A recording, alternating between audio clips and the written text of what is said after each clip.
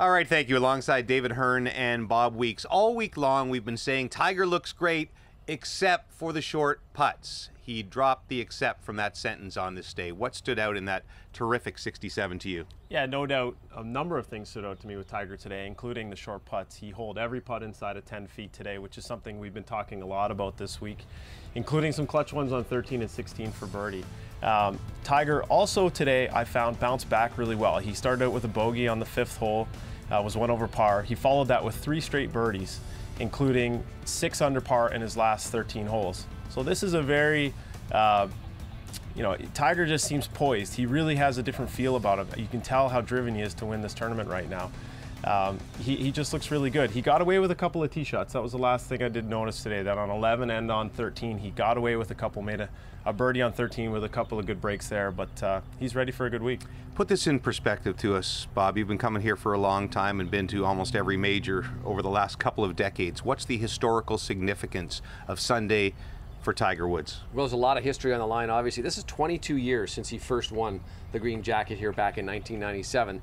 This is also going to be the first time since 2009 that he's going to play in the last group on a major championship on Sunday. We know what his record is. The last time he did actually play that was the PGA Championship when Y.E. Yang beat him. But he's always been very, very good in playing and winning from the last group. So there's that whole part too. And also the longest gap. He's going to equal the longest gap between major victories at 11 years. So a lot of history here, but I'm with David. He just looks so comfortable right now. 9 months ago, it was Francesco Molinari who beat Tiger and a bunch of other big names to win the Open Championship. He came from behind in that one. This one he will try to win from the lead. What most impressed you about Molinari? Oh, just about everything impressed me about Molinari today. He continues to impress in these pressure situations. He went bogey-free today. When he won the Open Championship 9 months ago, he went bogey-free on the weekend. Before that, he went bogey-free to win the Quicken Loans National Tournament. Earlier this year, he went bogey-free on Sunday to win at Bay Hill. It just seems like this guy, when he gets in these pressure situations, he just doesn't make a lot of mistakes. I'll be looking for more out of the same out of him tomorrow. He's been playing some great golf. 163 holes over the majors. His last 163. He's only made over par, bogeys or others, 6 times in 163 holes in the most pressure-packed situations.